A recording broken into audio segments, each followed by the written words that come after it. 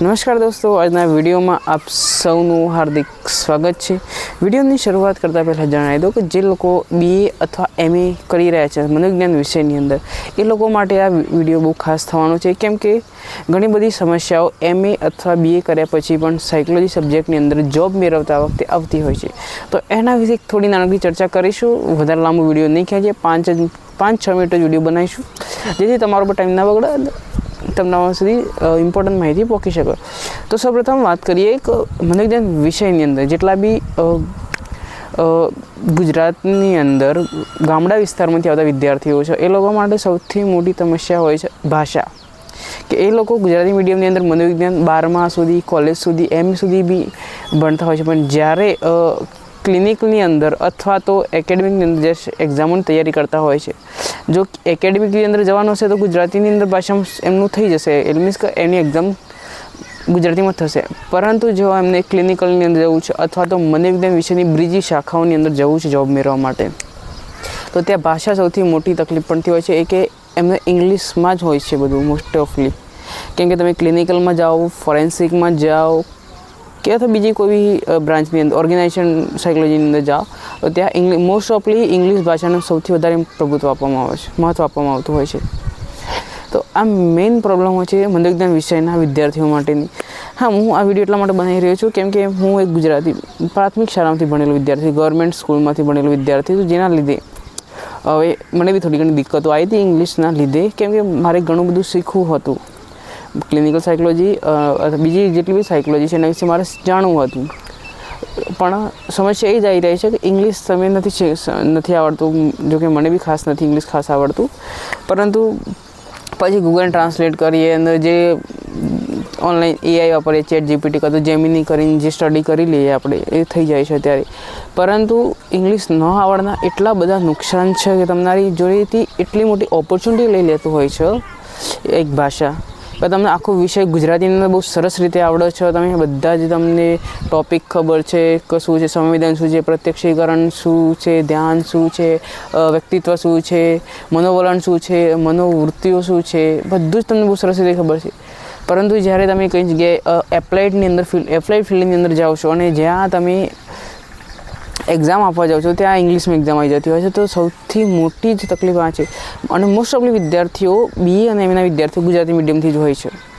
બહુ એવા rare private યુનિવર્સિટીઓ છે, જેમ કે PDPU છે, પછી પારુલ યુનિવર્સિટી છે, અથવા કર્ણાવતી યુનિવર્સિટી જેવી મોટી રેપ્યુટેડ યુનિવર્સિટી જ્યાં ઇંગ્લિશ મીડિયમની અંદર BA અને MA થતું હોય છે સાયકોલોજીની અંદર, પરંતુ ગુજરાતી યુનિવર્સિટી છે, HNG યુનિવર્સિટી છે, કે પછી બીજી પણ ગુજરાતની જેટલી બી યુનિવર્સિટીઓ છે જે મનોવિજ્ઞાનને ગુજરાતી વિષયની અંદર ભણાવે છે અને ગુજરાતના વિદ્યાર્થીઓ જે સ્ટડી કરતા હોય છે, એમની સૌથી મોટી હવે સમસ્યા એનું બી થઈ જાય છે કે જ્યારે MA પછી MPhilમાં જવું છે, જો ક્લિનિકલની અંદર જવું છે MPhil કરવા માટે, તો ત્યાં જેમ કે RRUની અંદર એડમિશન લેવું છે, હવે ત્યાં 12 કે 13 સીટો હોય છે, જેની ફી બી બહુ વધારે હોય છે, અને એડમિશન લેવા જાય છે વિદ્યાર્થી, તો ત્યાં એને પોતાનું સપના પછી રોકી દેવા પડતા હોય છે, કેમ કે એક તો ફીસ વધારે હોય છે, લગભગ અંદાજિત મને ખ્યાલ છે ત્યાં સુધી 5 લાખ જેટલી ફીસ છે, પ્લસ એમને ઇંગ્લિશમાં આપવાની હોય છે, એક્ઝામ બી ઇંગ્લિશમાં હોય છે, પ્લસ ઇન્ટરવ્યૂ બી એમનું ઇંગ્લિશમાં હોય છે।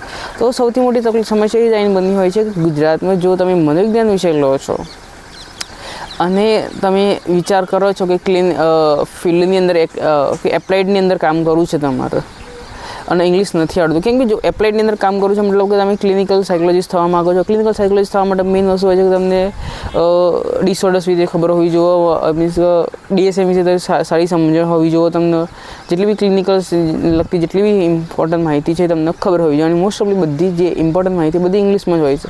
એવું હું બિલકુલ નથી કહેતો, આપણે જો ગ્રંથ નિર્માણની પુસ્તકો વાંચીએ, ગુજરાત જે બોર્ડ દ્વારા જે ગ્રંથ નિર્માણની પુસ્તકો હોય છે, તો એની પુસ્તકો એની અંદર બહુ અદ્ભુત સરસ રીતે માહિતી આપેલી હોય છે, પરંતુ જ્યારે આપણે BM ઇન્સ્ટિટ્યૂટ જવામાં RCI લેવા માટે જે ક્લિનિકલ સાયકોલોજીની અંદર, તો ત્યાં તમારે ઇંગ્લિશમાં એક્ઝામ આપવી પડતી હોય છે, પ્લસ જો કે હા હવે તો જીકાસના લીધે તમે ઇન્ટરવ્યૂ ગુજરાતીમાં આપી શકો છો, તે લોકો ઇન્ટરવ્યૂ ગુજરાતીમાં આપતા હોય છે, કે મેં આપી છે મને ખબર છે, એ લોકો ઇન્ટરવ્યૂ તમને ગુજરાતીમાં તમે જે ભાષામાં કમ્ફર્ટેબલ હોય ત્યાં આપી શકો છો, બટ તમારું જે એક્ઝામ હોય છે રિટર્ન એ તમારે ઇંગ્લિશમાં જ આપવાની હોય છે। RCI માટે જે ક્લિનિકલ સાયકોલોજીસ્ટનું લાઇસન્સ લેવાનું હોય છે, એના માટે એક્ઝામ તમારે ઇંગ્લિશમાં જ આપવાની હોય છે।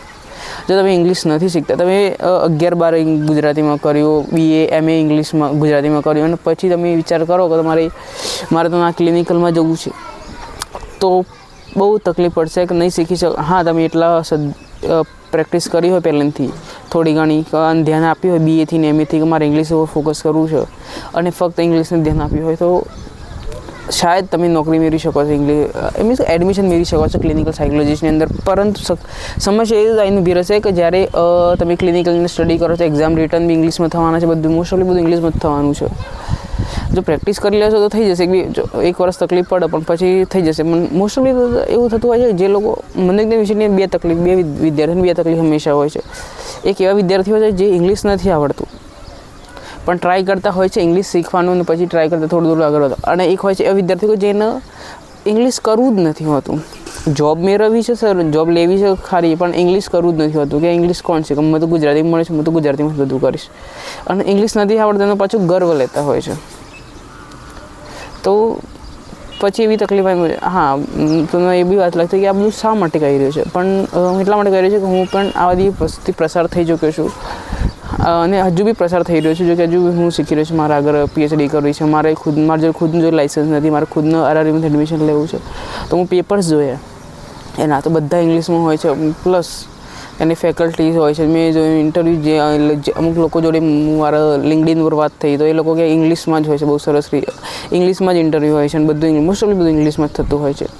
એવું નથી, ઓપ્શન હોય છે હિન્દીનો, પણ હા સાંભળ્યું છે ઓપ્શન હોય છે હિન્દીનો, પણ શું આપણું હિન્દી બી એટલું સારું હોય છે, એટલું હિન્દી બી સારું નથી હોતું.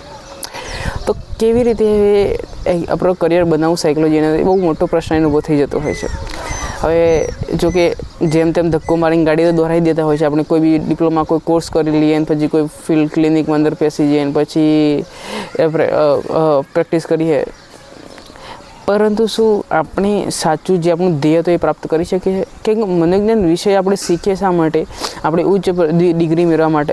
ઉચ્ચ ડિગ્રી શું હોય છે કે તમે રિહેબમાં MPhil કરો. MPhil ક્લિનિકલ સાયકોલોજી જે ટોપની ડિગ્રી ગણાય છે ક્લિનિકલ સાયકોલોજીસ્ટની અંદર. જો તમે MPhil કરી સાયકોલોજીસ્ટની અંદર, ક્લિનિકલ સાયકોલોજી, તો તે ટોપની ડિગ્રી ગણાય છે. એના પછી PhD હોય છે. પરંતુ શું તમે હવે MPhil જ ઇંગ્લિશ મીડિયમ થઈ જાય છે, તો એ કેટલું હવે દુઃખદાયી હોય છે, મને જ ખબર છે. કેમ કે એકવાર મેં ટ્રાય કરી ચૂકી અને હું નથી પ્રાપ્ત કરી શકી એ ધ્યેયને.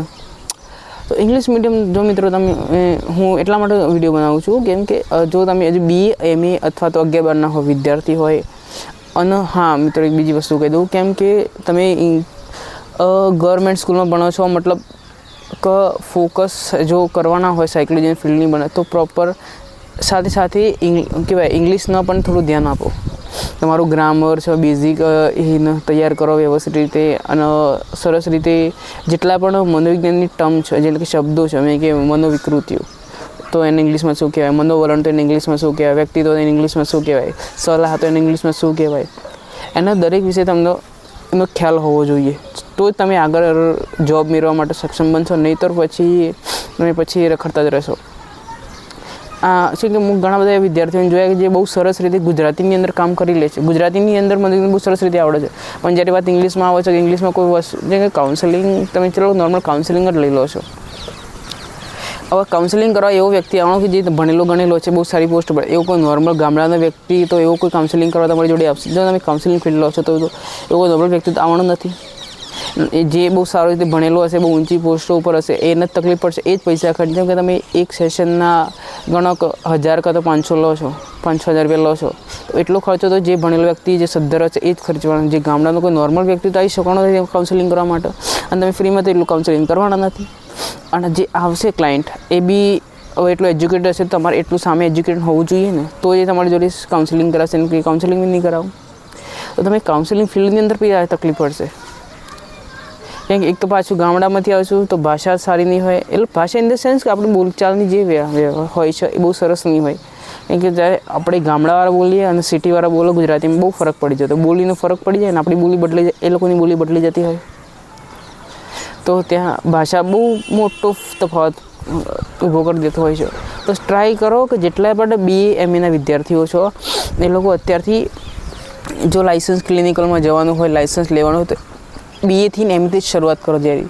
કેમ કે મારી જોડે કોઈ ગાઈડન્સ નથી, એટલે મેં કોઈ તૈયારી નથી કરી સ્ટાર્ટિંગની. મને કોઈ ખ્યાલ નહોતો કે બીએ પછી અથવા એમએ પછી એમફિલ થયેલો ખ્યાલ હતો, પીએચડી થાય ખ્યાલ હતો, પણ એમએ પછી આરસીએ લાઈસ જો ક્લિનિકલની અંદર જવું છે, ક્લિનિકલ સાયકોલોજીસ્ટ થવું હોય તો આરસીએ લેવું પડે. આરસીએ માટે બીએમ છે કે તો આરઆરયુ છે, એની અંદર એન્ટ્રન્સ એક્ઝામ પાસ કરવી પડે. એન્ટ્રન્સ એક્ઝામ પાસ કર્યા પછી તમે ઇન્ટરવ્યૂ આલો, પછી લોકો મેરિટ લિસ્ટ બહાર કરે, એના પછી તમારું એડમિશન થઈ જતું હોય. એવો મને કોઈ ખ્યાલ નહોતો. જો મને એવો કોઈ ખ્યાલ હોત તો હું પહેલાંની તૈયારી કરત. પણ જેટલા પણ અત્યારે તમે બીએ અથવા એમના વિદ્યાર્થી જોઈ રહ્યા છો, એ લોકો માટે બહુ સરસ ટાઈમ છે કે તૈયારી કરો અત્યારથી. અને અત્યારે નવી પોલિસી પ્રમાણે તમે એમએ ઇન ક્લિનિકલ સાયકોલોજી બી કરી શકશો. ભવિષ્યમાં 26 પછી શરૂ થશે, જે તમે MA direct in clinical psychology કરી શકશો, જે નવી એજ્યુકેશન પોલિસી છે એ પ્રમાણે. તો અને હા, કોઈ બી તમને જેટલા બી ગુજરાતની અંદર ગામડાના વિદ્યાર્થીઓ છો, એ લોકોને સાયકોલોજીની અંદર કોઈ બી હેલ્પ જો, કોઈ બી મટિરિયલ જોવો, કોઈ ફિલ્ડની અંદર કામ કરવું છે પણ નથી કોઈ ખબર નહોતું કઈ રીતે કામ કરવું, અથવા બીએ સાયકોલોજી બીએ કર્યું છે, એમએ કર્યું છે, પણ કરિયર કઈ રીતે બનાવવું કોઈ બી ખ્યાલ નથી, તો તમે બે ઝીઝક મને કોન્ટેક્ટ કરી શકો છો. મને ઇન્સ્ટાગ્રામમાં ડીએમ કરી શકો છો, અથવા મને લિંક્ડઇનની પ્રોફાઇલ ઉપર જઈને તમે પણ મેસેજ કરી શકો છો. હા, એ વિડીયો એટલા માટે બનાવી રહ્યો છું ફક્ત અને ફક્ત જેટલા હું ગામડાથી વિદ્યાર્થી, એટલે મને ખબર છે કે સ્ટ્રગલ થાય છે અને શું થાય છે. તો જો તમે વિદ્યાર્થી છો અને તમે આ સ્ટ્રગલ ફેસ નથી કરી તો ચોક્કસથી ડીએમ કરજો મને, તો તમારી બહુ મોટી હેલ્પ થશે. ઓકે, ચલો. અને આ વિડીયો ગમે તો પ્લીઝ સબસ્ક્રાઈબ કરી દો ચેનલને.